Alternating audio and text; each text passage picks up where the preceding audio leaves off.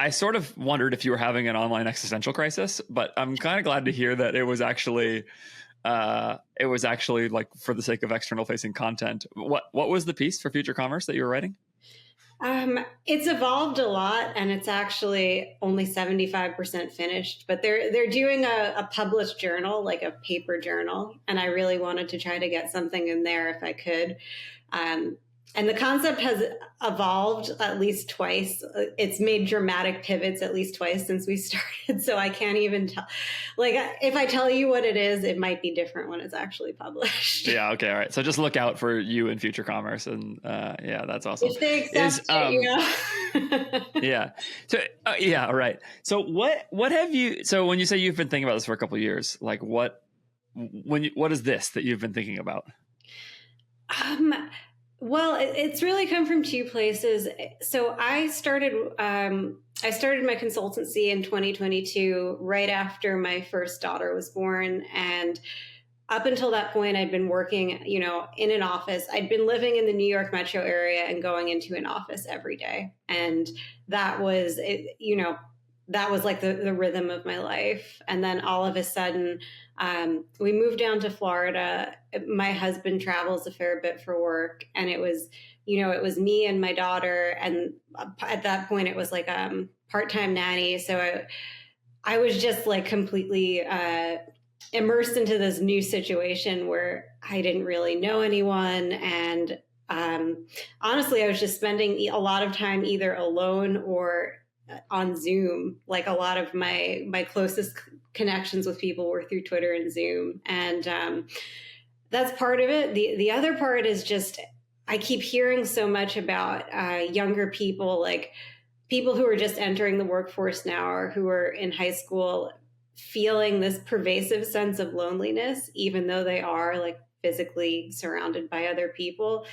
And it's not something that I want my own children to experience. So I've started to try to dig into it a little bit more and think about like what I can do to try to set the course for them so that hopefully that they're not feeling that way when they get to high school.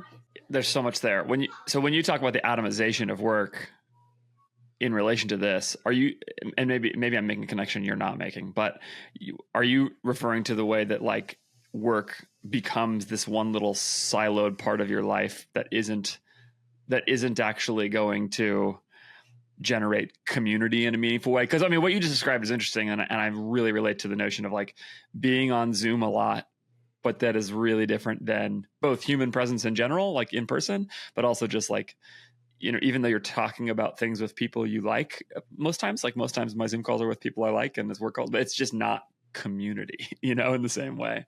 Yeah, that's definitely part of it. I think work, whether you work in person or remotely, it's just consumed so much of everyone's time and mental bandwidth that you don't have time for spontaneous community building, or, you get to this place where you feel like you don't have time for things that you can't assign a dollar value to. Like I remember when I was young and broke and living in New York, like in my very early 20s before I met my husband, I would just go out on the weekends and like walk around. And I had friends working at different restaurants and stores in the neighborhood where I lived. You just like spontaneously run into people. And it was really nice. And those weren't the strongest social bonds, but I feel like that kind of spontaneous, unplanned community socialization without like an agenda behind it is just so rare. And it's definitely part of why people are feeling so lonely. Yeah. So that there's another thing there. Maybe a place that we can sit for a second. I think this is probably people are expressing this loneliness factor all over the place, right? This is like a really known thing. I mean, I've even seen stuff from researchers saying like the predictor of longevity at this point, like if you're going to talk about longevity, is like deep friendships, essentially. Like that's like a stronger predictor of your longevity than, I don't know this literature well, so I could be misquoting it, but like that it's a stronger predictor of longevity than almost any like traditional health factor, basically. Like if you think of it relative to sleep or muscle mass or obesity or something like that, like basically that like it's the thing that does this. And of course it probably reinforces some other things. So it is a fascinating thing because it's this major thing and it's much broader than us. But I do think you and I inhabiting the space of D2C land, specifically D2C entrepreneurs, there is the entrepreneurial thing, and I certainly feel what you're saying, is that you like, I mean, like right now, you and I are talking, and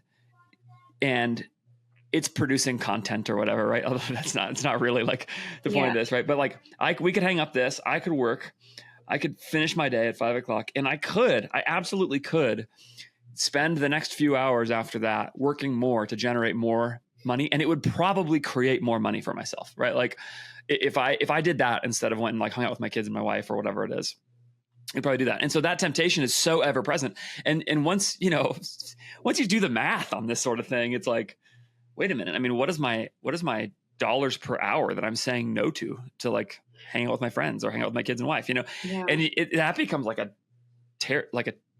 tyrannical calculation. You know what I mean? Like it's just like, so yeah, it's it's what you're speaking to. I think this combination of loneliness with like the entrepreneurial work for yourself like thing is a real thing that does make it so that work becomes all consuming, I think. Yeah. And even it happens to people who are not entrepreneurs. I think ironically, maybe now, So my last full-time role before I started my consulting practice was at a very big company, which was a complex, highly matrixed organization where people had a lot of meetings. And I was looking and kind of getting a view into my boss's day and their calendar. And like they started taking meetings at 8 a.m. and didn't finish until 7 p.m., like consistently. So and then they were getting work done, whatever like work product they had to produce. And I knew that like I didn't want that. I knew I wanted to have a kid. I didn't want to spend the entire day at work and then see my kid like tuck them in at night. Now that I'm working as a consultant, there is definitely that protected time. But I'm constantly like fighting the urge, like you said, to, the kids go to bed, my husband's traveling. Am I going to zone out? Am I going to chill out? Or am I going to like try to do more work? And I think it's hard because we both work in metrics oriented part of marketing. And so I know, at least for myself, I get a lot of gratification out of like seeing the numbers go up as a result of something that I'm doing. So I'm constantly having to fight the urge of like, oh, I want to comp what I made last year, or I want to grow it by 20%. When there's actually like, I took a maternity leave this year, so I'm not going to comp what I made last year. Like it's constantly like beating down that urge. I remember talking to what you just described. First of all, is right that like the people in a more traditional corporate setting definitely feel this. And I think, especially you're in New York, right? Like there's just going to be an element where work becomes kind of all consuming as like a normal thing. And that's probably true in a lot of places, right? But I think especially when you're in New York, you're gonna see that's definitely part of the cultural thing there. The other thing is, I agree with you that like part of the thing that was appealing to me about running my own business was the time freedom. And yet I always think back to a conversation I had with Dave Recook, who was talking about when he was going through cancer, and it was not a form of cancer that was going to kill him, and he knew that. But when he was going through cancer, he was like, at the doctor, like going to chemo sessions or something like that, like checking his ad account. And his reflection about that was, he said that, on my podcast, his reflection about that was because, first of all, it wasn't life threatening, right? So it was just like a thing he had to get through for the day. So that was part of it. It didn't, whatever. So there's that. But he was also saying that part of it is because it's fun. Like it's a game to win. And you, like you said, like you see the numbers go up and you like it. And so it becomes all consuming. And I think that's actually really fundamental to the challenge of navigating this thing here, this like sort of social ties, broader life values, your relationship with your family, and your relationship to work. The challenge is that work is pretty fun and pretty interesting, you know? Yeah. But I think for me, what I've experienced is that while that is true, it actually isn't as ultimately deeply satisfying as other things. And it's almost more like maybe a way, this is probably a clunky analogy, but it's almost like at times like eating candy or something, where it's like, it is really appealing and you do it because you like it, not because you feel forced to. And that I think is the way I used to think about what work would be like, is that it's like your boss is standing over your shoulder telling you have to do it or whatever. Like in my case, if I'm tempted to do that, it's because I want it. It's because there's like a desire to go and build more and do more things. And at least for me, it's actually not even primarily about how many dollars I make at the end of the day. It's like, I mean, that's nice, but like, it's just fun. I just like the work. I find it energizing. Certainly easier to take my mind there than playing with a 4-year-old, where it's like, it's just that requires something really different of me. And as much as I love my boys, like, it's just, it taps into something that's harder to tap into. So there's the temptation, but what I found is that when I'm able to actually fully set that aside for a while, the potential depth of joy that I can experience in these other areas of life is meaningfully richer and fuller. And so it's a big deal to be able to do that. So like in that respect, it is like the candy analogy, where it's like, actually there's a way to, not that it's a problem to eat candy like occasionally, but just that like, there's actually some ways in which you can be nourished and feel better if you resist eating candy more often. You know what I mean? I don't know. That's, again, like I said, it's probably a clunky analogy, but like that is the thing. That is the way that I'm thinking about like the sort of what's fundamental to the challenge in my mind. Yeah. The way I was having a discussion with someone about this, and an interesting analogy came up out of that, which is, it's kind of like playing a video game where, is it a skill you can hone? That's right. Yes. That's right. Like, is it a thing that gives you a sense of satisfaction? Yes. Is it accomplishing anything in the real world? No, I mean, debatable. Like with a video game, probably not. With our careers, like, that's debatable. And so it's, I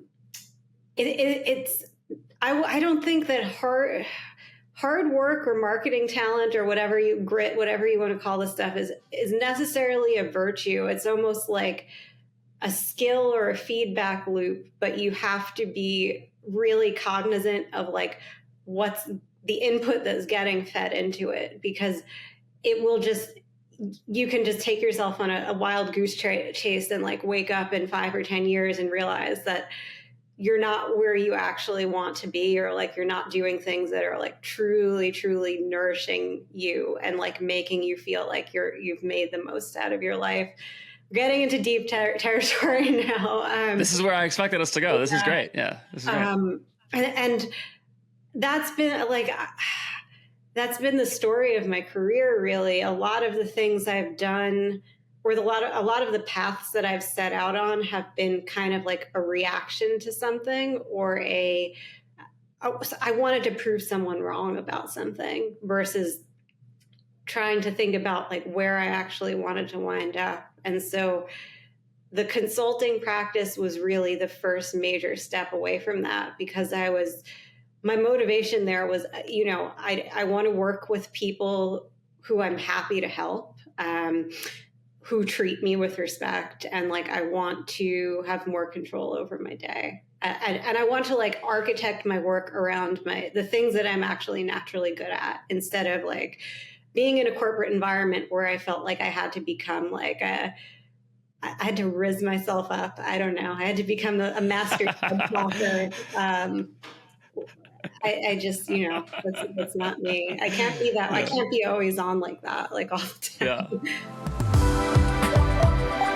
Your meta ad success is powered by meta ads machine learning. Meta ads machine learning is powered by data. So you owe it to yourself and to your store's success to get the best quality data passed from your store, your Shopify site, back to Meta so that it can optimize the best and that it can report the most accurately in your dashboard. And you can do that with BILY. That's BILY.ai. BILY is the tool I use for conversions API integration for my entire pixel setup for almost every client that I work with.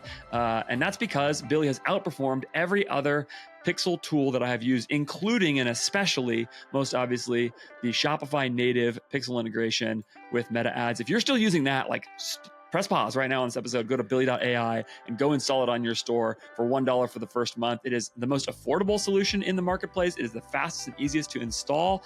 And when I look at my event match quality in Meta Events Manager, I see improved event match quality at every event on my store by going to BILY, as opposed to both the native Shopify integration and every other solution like this. So you should really be considering this. It's also like a one-stop shop replacement for basically the entirety of Google Tag Manager. It's incredible software. You can have one-click installs for GA4, Google ads, if those things have been bugging you, with enhanced conversions, TikTok ads, all those kinds of things. So go to BILY.ai, BILY.ai to get started for $1 for your first month today, and get the most affordable, best performing third-party pixel tool for your Shopify store and your Meta Ads account right now.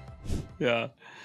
Oh man, there's so many things. I think your video game analogy is way better. It's way better than my candy analogy. It's exactly right. It's such a similar feedback loop. And I think your point, to go back a little, is also so right about this challenge of sometimes feeling like maybe it's actually not adding anything to the world. So let me ask you that question. Do you think your work is generating any value? And by the way, I do have a similar principle with client selection, which is this is important. I do have a similar principle with client selection, which is one of my rules for client selection, and this is the nice thing about working for yourself and whatever, is no clients who I think if I succeed in making them rich will make the world materially worse. That's like one of my rules, right? So, and I'm happy to say I have no such clients. I really like all the folks I'm working with, but without trying to totally impose my values on them, right? There's going to be a limit to that kind of thing. That is definitely something I think of. So yeah. Within that constraint, right? You said it's debatable whether your work adds any value to the world. Do you think it does? Is question one. Follow-up question immediately. Does that matter to you one way or the other? I think it does. I have a similar rule where I wouldn't work with, ethically dubious company. And I kind of look at it from the position of, I actually have some experience as a failed physical goods entrepreneur. And this was like back in 2010, when I was still working, and I was like completely a fashion designer. I knew almost nothing about marketing. I don't think Shopify existed at that point. Maybe it did. But thinking back to like how clueless I was, and my clients are not clueless. My clients are all incredibly, skilled at what they do, but being able to like offer that unlock to people, or, help them from making unnecessary mistakes, or like helping them build out a company that, where they can offer jobs to other people. I mean, that's also kind of part of my working criteria, is I want to work with brands that treat their employees well, and that treat everyone who they have a working relationship well. Yeah, I think it's positively influential in that way. But the question, like the deeper question for me, is like, is that the most meaningful thing I can be doing with my time? Like, I don't think the most meaningful thing I can be doing with my time is joining the Peace Corps. But like having kids kind of puts that into perspective. Like, do I think building a strong relationship with my kids, or like helping them make better mistakes than I did. I don't know, help them make more productive mistakes than I did. I think that's adds more value to the world than like doing marketing. Yeah. So, I mean, your kids, my kids are just about to be 3 and 5. How old are your kids? One is about to be 3 in February, and then the other will turn 1 in March. Yeah. Okay. So yeah, same gap, just 2 years behind me. But like, yeah,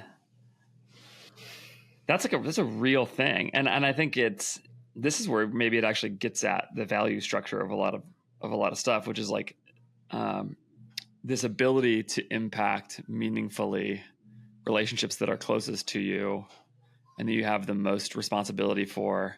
And then the potential, like my little phrase that I use for a lot of this stuff, right, is optimize for joy. Like that's like the way I think about life is like, and because I'm in the D2C entrepreneur space, it has to have the word optimize in it. So optimize for joy. And so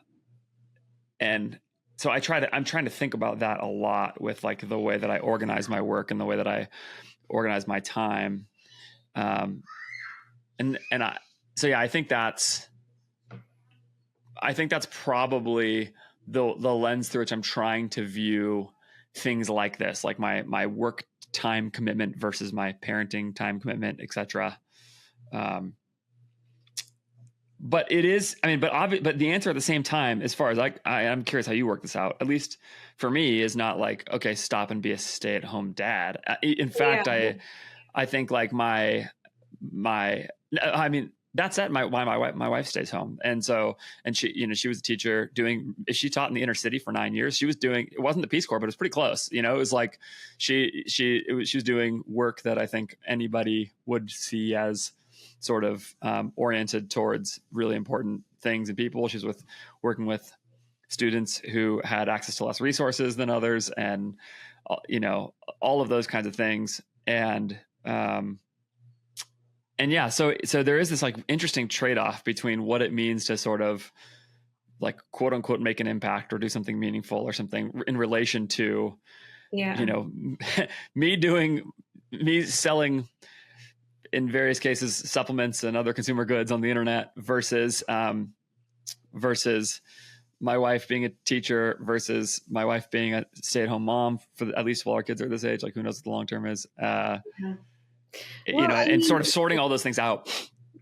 Yeah, a lot of it is financial too. Like, I think that's not that. I'm absolutely not saying that everyone should quit working and just spend all day. Right. Of course. Yeah. It's more, for me personally, I want to be able to flex it. Like if I have to flex up my time commitment to my kids for some reason, I don't want that to be a point of friction in my life. And I don't want to feel like I have to forego it to, like if I stayed in the job I was in, I would, if I missed too many 7 a.m. meetings or whatever, it would start to reflect, poorly on my sure internal perception or whatever. Everyone has to find, the right balance for them in terms of, the financial aspects, the fulfillment aspects, the family aspects. But I think it is tricky. I think there's no prescriptive solution for how any one person should structure their lives. What do you think about the financial relationship of this? Like, how do you calculate the trade-off between making more money and the various goods of that, versus sacrificing more income for deeper time commitment in ways that, let's just say, cost you money? Yeah. Well, we're getting into real talk time now. My husband's the primary earner, and I'd have to like really restructure what I'm doing to out earn him. Like even doubling my workload at the way I'm currently able to charge, I wouldn't out earn him. So I don't necessarily think about it like that. It's more. But if you doubled your workload, Alex, like you would make a bunch more money. Like you're good and sought after. You can charge good money for your time by any global standard, right? So like you could get richer, is what I'm saying, right? Like So you are actually making that calculation. For me, it isn't worth the headache. Like there are definitely. And it's happened in the past. And the reason it's happened in the past is not because I was trying to hit a financial goal. It was because I didn't I wasn't able to accurately estimate how long certain things would take because I was just Sure, starting sure. out. So That's a classic problem. and that's something I still struggle with. I still struggle with like the impulse to say yes. Sometimes I feel like I get so invested in a client and like so excited about the work that I say yes. And honestly, it's something that's kind of happening now where I have a lot of different projects on my plate. And it's because I either really am rooting for the company founder or like I just think the work is really interesting. But it hasn't gotten to the level where like I don't want it to impact my, my family relationships. So that's more of the calculus for me. Like the extra money is not worth the extra headache. Yeah, that's an optimize for joy decision. I think you're looking at things and joy in the broadest sense, right? Like in the deepest and most important sense, I think. Yeah. So I have a theory right now. since we're doing real talk, I have a theory right now. As I sort of survey the D2C entrepreneur landscape and broader entrepreneurs, as far as I'm actually, I mean, I pay much less attention to broader entrepreneurs. Like I have very little connection to like the venture backed world, that kind of entrepreneur. Mm-hmm. But I have a theory right now that people are in general meaningfully over optimizing for money. That like the pursuit of an exit, for example, I'm not actually sure the pursuit of an exit is always about money per se. One of my little thoughts is that it's actually partly about status and that it's about, an exit is the mark of success in our space. And so, and so I think that's part of it, but and I want to be really careful. Like I'm not saying this is all bad. I'm not saying if you have an exit, it's bad, whatever. Like it just seems to me that I've just heard and talked to a lot of people who have had exits for whom it did not materially add joy to their life in any way. That in fact, it may have materially subtracted joy from their life because it took away a pursuit that was really enjoyable for them. Like once you have to stop working on your company, you actually lose something there. There's also all kinds of challenges with money. Like Morgan Housel obviously talks a lot about this kind of stuff, but one of the things that he pointed out that I think is as a parent, I think about, which is like handling. There's basically like no obvious right answer for how to raise kids well if you are rich. And it's like it's extremely hard problem to figure out how to like not turn your kids into monsters with wealth. Like, so like, and of course, again, that's like a very broad stroke way of saying, I know people have sort of sorted this out. I'm certainly not saying it's like bad to be wealthy. But here's like maybe the baseline calculation that I think about in all this, which is that it seems to me that there is a point of earning where you go from scraping by to like having enough money and not really worrying about it, where there's like a meaningful step up in like, let's call it joy, something like that, right? Where it really does materially add to your life. What I'm less sure of is that the next step up from there materially adds joy to your life. And if that's true, then the calculation of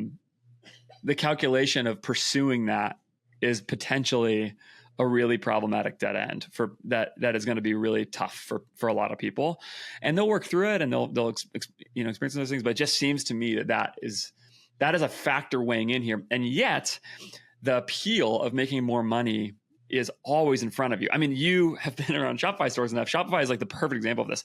Every time I have ever seen a brand hit a new single day revenue high, the fun of that moment lasts for like 5 minutes. And then immediately, what does everybody turn around and do? They go, how do I beat it?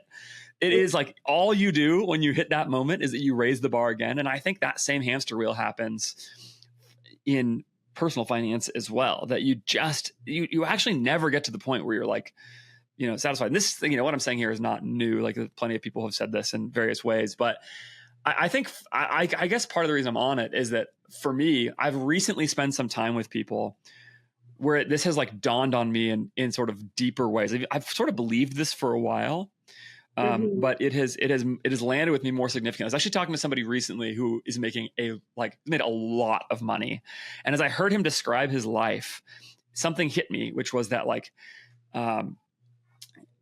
he has nothing that I don't have. And I don't mean this in like a holier than thou way. I mean, as he was describing his life, I thought like there's not a single thing that he has in relation to his money. This actually is a very high character individual who's really awesome. Like I would like to be more like him in many ways, right? So in those ways, he has a lot of things I don't have. But in terms of what the money in his life and his success has given him, it is not clear to me that it has actually meaningfully added, even with some of the cool stuff that he does. It's just not clear to me that it's added anything. And so anyway, so in the midst of this conversation, that is in my own calculation that I'm trying to make in my life, which is like thinking very carefully about that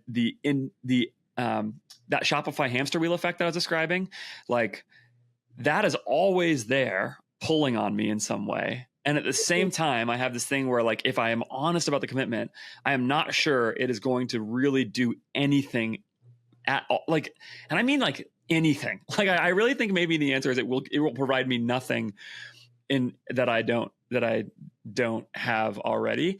And so trying to sort that out in relation to, okay, I'm an entrepreneur with work, charging for my time, thinking about how much to bill clients and all that is like this really weird mix of stuff that I'm sort of sorting through every day. So that's a mess of thoughts, but say whatever you want about that. Those exits, at least in my experience or observation, the big exits are a combination of like intrinsic motivation and luck, where sometimes it's just 100% luck. And it's walking into the right opportunity at the right time. But I think a lot of people who wind up in those positions go into it agnostic to the how. They're like, my ambition is to make $100 million. My ambition is to become a billionaire. And they just keep trying things until they get there. And they're not tied down to a single idea or a brand. And that's just how they're wired. And maybe they wouldn't be happy if they didn't, hit those milestones. But for a lot of brand owners, there's almost this unwillingness to admit to oneself what it is that you actually want. Especially like I'm thinking back to a company I used to work for that was founder owned. Like this was when I was a full-time employee, and the stated goal was to grow the business by X%, or like they wanted to make the e-commerce business revenue on par with the wholesale revenue. But when you actually drilled down into it, the founder just wanted complete creative control, and she wanted to be able to meet a certain level of overhead that covered like different marketing activities that she liked, and like development of the product, and like working with different creatives. So if you can't align your financial goals with what it actually is you want, it just creates this incongruence in the business where that becomes a nightmare for every single person you work with, because there's no actual goal. If you're building an e-commerce business and you need help adding to your team, you should be considering doing that in the Philippines with my friends at More Staffing. More Staffing is an incredible Filipino staffing agency. And if you're thinking about help in the Philippines as just like inexpensive virtual assistants, you are missing the total opportunity in your business. More Staffing will connect you to highly skilled virtual professionals across like manager, director, executive roles, across supply chain, marketing, really anywhere in your e-commerce business where you are looking for help. You should be looking in the Philippines. And I can tell you that because I have worked with More Staffing in my business. I run an agency, not an e-commerce business. So whether you're doing an e-commerce business or an agency, there is help for you. But More Staffing has been absolutely critical in my business growing meaningfully in the last couple of years. I could not be where I am right now without them. I am thankful for them every day. I'm taking a trip to the Philippines soon to go visit people. Like I love them more than I can tell you. So go now to morestaffing.co/AF, morestaffing.co/AF to go get help from More Staffing today. They are going to make the whole thing easy on you. They'll give you a 1-year guarantee on anybody that you hire in the business. So if you hire somebody and they do not last for a year, they will help you replace that person for no extra charge. And it's just really great. Low OPEX as a percentage of your total revenue is a core thing that makes e-commerce businesses work. More Staffing can help you add incredible talent while maintaining that. Go to morestaffing.co/AF right now. There's a stated preference versus revealed preference problem there that I agree. I've seen that a lot with a lot of companies. I'll push back a little bit towards the ambition thing and how people are wired. I think you're right that a lot of people are ambitious for large outcomes, and that's like their thing they do. This is very me. I won't put these words into your mouth, but one of my thoughts about life is that there's that people's ambitions and desires lead them astray all the time, that the thing that they think they want actually does not deliver for them what they want. And so they are ambitious. They feel that really strongly. Like you said, I totally agree with that assessment, but that, and I'll even put this a step further. I think many people doing that, if not most, will in fact experience real letdown when they get there. That it won't provide the thing that they think it's going to provide for them. And I'll tell you what, like I don't mean that. I actually really don't mean that in a condescending way. I have been led astray by my desires and ambitions plenty of times. Like it is part of the human condition, and I think it's really hard to sort that out, you know? So I don't mean that in an unsympathetic way at all. But I think part of why I perked up at your tweet and part of why I perked up at this is like when people in our space are talking about this weird relationship between the pursuit of money, the pursuit of success, joy and family, how to make work fit the right space in your life. I think these are the things that a lot of people are wrestling with. And sometimes it's as clear and obvious as I'm chasing a big exit. Other times it is simpler and more of like just like a sort of a pebble in your shoe every day of like, does this matter? Am I doing anything that has any impact on the world? That you go to work and you do your thing because it's kind of encouraging. But yeah, so yeah, I think there's just these little things like that are going on in people's heads all the time. Sometimes they're as present as obvious as I have a goal for a 9-figure exit.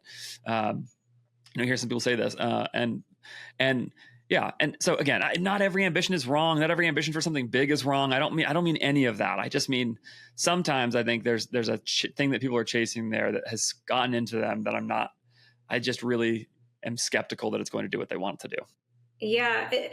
It's interesting because I mentor people who are in the graduate program that I went to for business. And I was in one of those discussions a week ago, and the woman asked me, like, you know, what would you do differently? Like, if you could go back in time, what would you do differently? And I thought about it for a minute, and I was like, you know, I could come up with a list of things, but honestly, if, you know, 36-year-old me went back in time and tapped 20-year-old me or 25-year-old me on the shoulder and said, hey, you should do this, I don't think I would have listened. Like, this is so right. This is completely right. Yeah. So it's like you have to weigh, you have to weigh the sacrifice that's going to be required to meet your ambition against against the resentment or how it might eat away with you if you don't even try. And I think that calculus only comes, it shifts over time. Like I used to, if you talked to me 10 years ago, I would have said like, I want to be the CEO of a Fortune 500 retailer.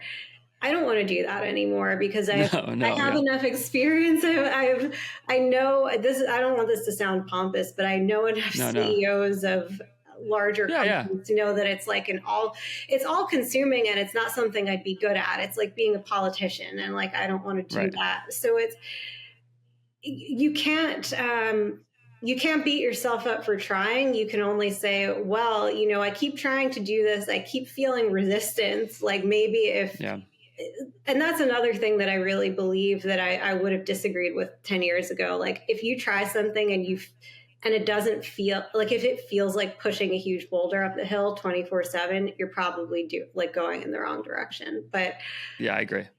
If you're feeling resistance and it's like blowing up all of your relationships with people, then maybe it's a bad idea and you need to recalibrate. But the fewer relationships you have, the less of that kind of feedback you get. So like, you don't know. That's really insightful. Yeah, my take on the 10 years ago thing is, first of all, I think you're completely right. I wouldn't have listened in a lot of those cases either. And I think there's two things to do about that. One of them is, I think there is real wisdom in finding some people who are some years ahead of you, whose lives look to you to be really what you want. Really, really. Like this is my experience with this friend of mine recently, where it was like seeing how rich he was. And again, this is a really high character individual. He has not put his joy into his wealth. Like he is successful because he's really smart and talented, but he's really made a point of organizing his life not around that, basically. And spending that time with him helped me go like, okay, I want to feel some of what he's got. and do that, because just the advice won't do it, right? Like there's got to be some way in which you're able to find people who you go like, I actually want my life to be like that, and then to sort of get close to them at some point and find out, like try to get a little of what they have to rub off on you. You know, I think that is a more effective way to glean from people's wisdom who are further ahead than you. And then the second thing is, I think part of the reason I like to have a conversation like this is like, you know, I know probably nobody's going to watch or listen to this and suddenly change their whole life, but maybe they'll get to that moment where something happens, or they'll resonate with what you're saying about the atomization of work and the way it's working against social things. Or for you, you're talking about like how you've calculated being a mom versus a work thing. And maybe in a couple of years, they'll get to a point where they'll be like, you know what, like I said, it'll just kind of, that thought will stick with them for a little while, and it'll just be enough to where when they actually run up against those moments themselves, even if they can't remember where they found it or heard it, they'll have some sense of, this was valuable to me, you know? Yeah. And so even if they have to go through the experience themselves, at least having heard somebody talk about it will help them contextualize it or something like that. Yeah. I think something that was really powerful for me was, I was back, I think in 2020, I was doing this Artist's Way group, and like the Artist's Way, for anyone who's unfamiliar, it's this like series of exercises that you go through over the course of like a couple of months. And at the end of it, you're supposed to be creatively unblocked. So like if you're just never going to be scrambling for ideas. And I think it really worked. I actually do recommend it to everyone, because that's like how I'm able to write 2 newsletters consistently. But one of the exercises was you had to write out your ideal day, like hour by hour.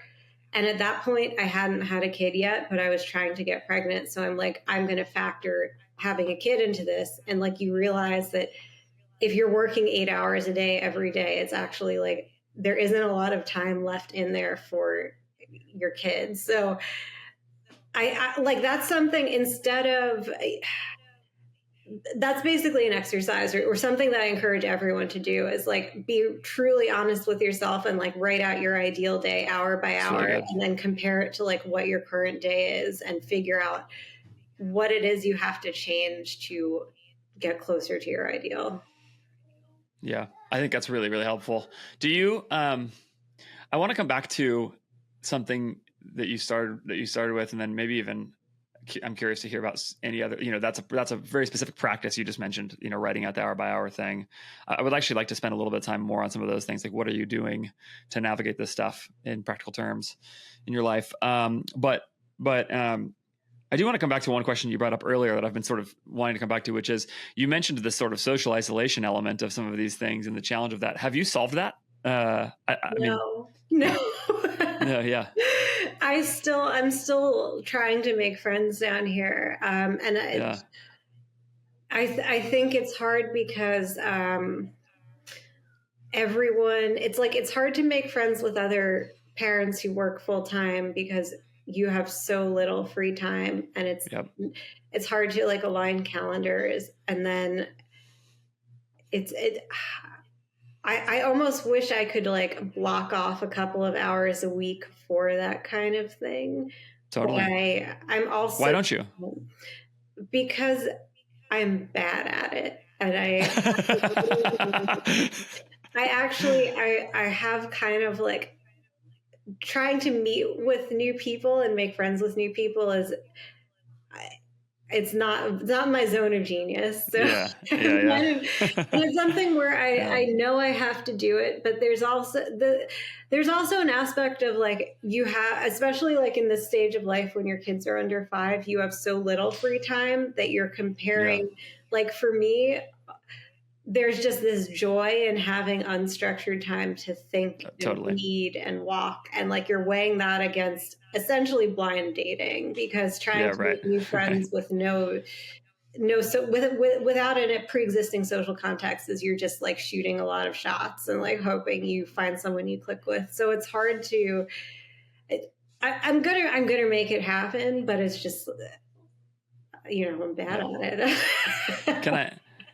So I have a question about this. This is the question I always ask people this. So if it sounds like I'm putting you on the spot, just know I asked this question before, but do you currently, or have you previously at any point in your life gone to church regularly? Yeah, and I think that's a good question. I was raised Catholic, but so I Uh-huh. went to like Sunday school and I did my sacraments. And at a certain point, maybe in like first or second grade, I was also going to church. And that was like Mhm. that was like me and my brother saying, like, oh, we want to like try this out and like also go to church. But my parents were like, we're going to send you to Sunday school to like, so you can get married in the Catholic Church if you want to, but they weren't really big into it. And I think, now like my dad is even like actively kind of like, I brought up God or something and he was like, do you really believe that? And I was like, yeah. Uh, but I think that's something that's on our family roadmap. Like Yeah. we want to find a church down here and like try to go regularly. But Yeah. there's just a lot of stuff going on, Yeah. and that's like it's Yeah. a Yeah. pop out, and it's like I'm gonna make it happen, but it just hasn't happened yet. I bring it up for two reasons. One of them is because for me, it's I've actually never related to this thing that people talk about with not having community, and the reason why is because I've gone to church for my entire life. My dad was a pastor. Church was a huge part of my family's life. My wife, same thing. Like just like her parents got married at a Christian, after going to a Christian college together, Wheaton College in Illinois. Like they went there and then lived in Wheaton for 50 years, 60 years, whatever. It's just like they were just like really deeply involved in a local community in churches. My mom's dad's dad was a pastor. My wife's dad's dad was a pastor. Sorry. So it's just like all of that has been so part of my life and my wife's life and everything that was just never a question. So I'm with my friends at their house or them in my house 2-3 days a week. It's such a normal part of my life that and so what I always ask people is like, for people who are like, uncertain about sort of like where to meet people or whatever, I always say like, but then the second reason that I brought it up is exactly what you just also brought up, which is that at the same time, I know exactly what the barrier is for a lot of people, which is like what your dad said, which is like, do you really believe that? And I realize, church is a community oriented around belief. And so for some people, like it's sort of a non-starter because they just don't believe it. But I think for a lot of people who have some kind of level of belief, it's always my like gentle push to them is like, if this is at all something that you're open to, like essentially if you're not sort of totally closed to belief, and if you are, I understand, like you're not going to go to church, just go and do it because it's the place where I've found it, and it still can be hard and take time, and relationships all take time, but it's the number one place that I have found to do that. There's another fascinating thing with this, which is just sort of to this point, like a couple weeks ago, my wife got it in mind that in our neighborhood, we live in a very suburban neighborhood in suburban Los Angeles. I mean, all of LA is a suburb basically. So, so we, that's kind of our place, and we've made a few friends in the neighborhood along the way, and just like sort of seen them around with. It's like exactly, you have small kids, you're out walking with small kids, Yeah. you see somebody else's small kids, and you just chat, So my wife got it in mind, like, what if we just had some of the neighborhood friends over in our backyard, and we're just going to have, and she called it a pumpkin party. And it was just like, get the kids to paint pumpkins. And it was like, it was a very simple craft. It didn't require a whole crazy thing, whatever, but it was like this whole thing. And the response we got from it was crazy. Like we had like 5 or 6 families over, they all came, and people were like immediately started a group chat. They're going like, maybe this is a neighborhood where we could raise our kids and live. One woman was immediately saying, look, I'm making friends. Like, and it really reminded me, because my experience of church is so different than this. I think most of these folks don't go to church, but so they have a very different experience of this than I do. I just was astounded at how much people were like so thankful to go to somebody's house with their kids and just be sort of like welcomed in this simple way. And I think part of the reason I say that is like, it's just crazy how far that goes, because people are so starved for this kind of relationship that like even doing something simple like that with people, like in this case, we didn't really know most of these people very well at all.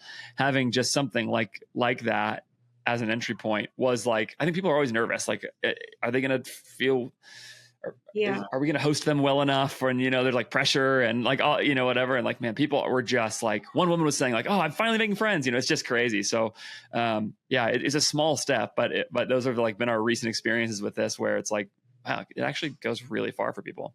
Yeah, something that I want to do is just hold it. Like we live in a really not we live in like a fairly small subdevelopment, and unfortunately, like being in Florida, there aren't actually a lot of young families in our development. It's a lot of retired people. Sure. But Sure. I want to do like an open house where I just like invite the whole neighborhood to come over for like a few hours, knowing that I like a completely no pressure thing where it's like no RSVPs, no, just drop in, like don't feel the need to show up at a certain time as long as you're like in the window. I just want to just as like almost as like an experiment. But I'm still like working through the plan of how I'm going to pull that off. Yeah. My push on it, my encouragement to you, Alex, push on it. People will be really excited about it. Old Yeah. people have the same problem, by the way.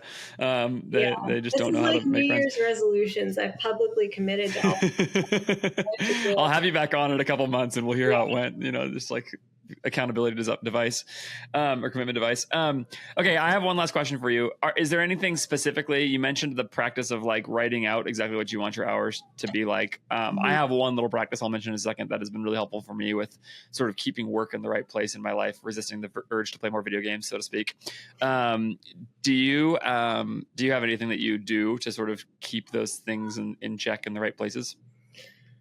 No, I mean, and I don't always do it perfectly. Like I'm overbooked right now. I think something that I do is that I try to use some of my childcare time to do things for myself. Like I make sure to, whether I'm doing it during the day or before my kids wake up, I try to exercise consistently. I try to take like at least one long walk every day, like do that kind of like grounding stuff. That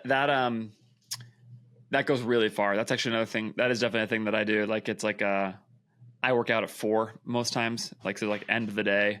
I work out a few days a week, not like every day or anything, but I do also like working from home. Like if I have 15 minutes between meetings, I'll like take a quick, like there's a little half-mile loop right around my neighborhood. It takes me 10 minutes to walk it. And so I'll just like go walk that just to do something to get outside and sort of free my brain. I think that's totally right. Like some physical activity like that really helps. Here's my one thing. My one thing is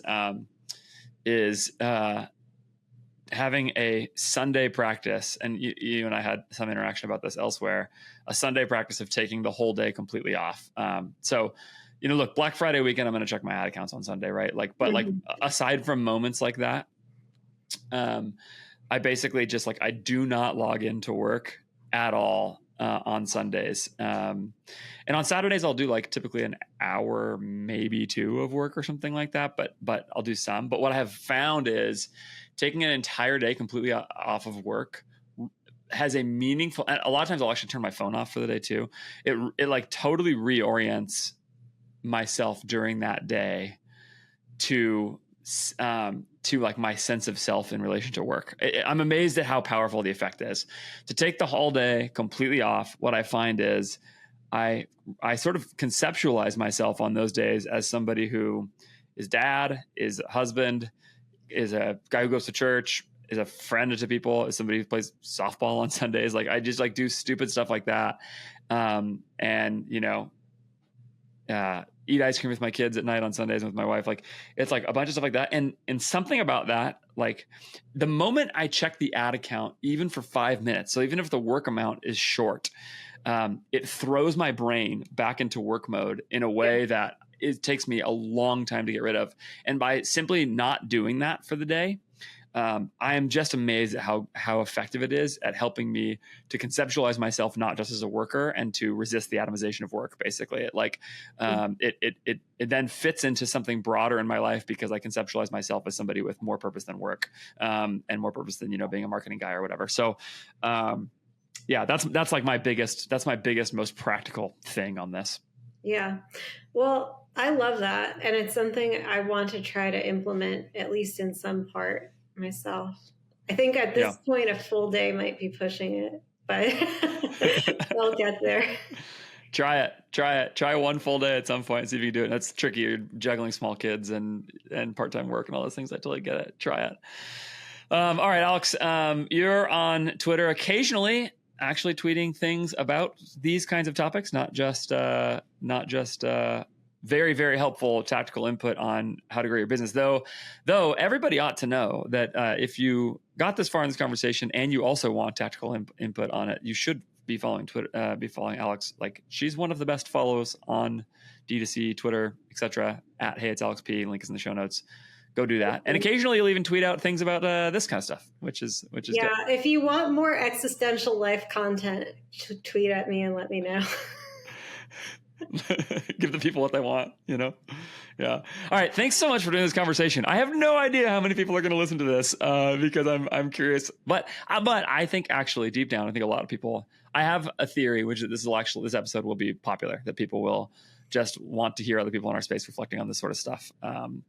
And so thanks for taking the time and being a little vulnerable on some of those things. Yeah, absolutely. This was a lot of fun. Thanks for watching or listening to this much more reflective episode than what I usually do. You can follow me at Andrew J. Ferris on Twitter, and do follow Alex at Hey It's Alex P. Links for those are in the show notes. Email me, podcast@ajfgrowth.com, if you have any questions or thoughts. Any responses to this episode, especially, I would love to hear from you. Feel free to strongly disagree with anything that I said. And if you this struck a chord with you in some way and you want to reach out to somebody about it, please feel free to reach out to me about it. I'd love to hear from you.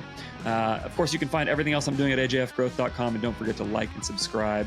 What do? You don't have to like this. I guess maybe on Spotify. I don't remember. Anyway, you know what to do. Subscribe. Make sure you don't miss any more content from me. I've got all kinds of great stuff coming up. Most of it much more tactical and strategic than this, but hopefully you like this content too. And if I get enough good feedback about it, I'll make more like it. Thanks so much for watching. I'll talk to you next time.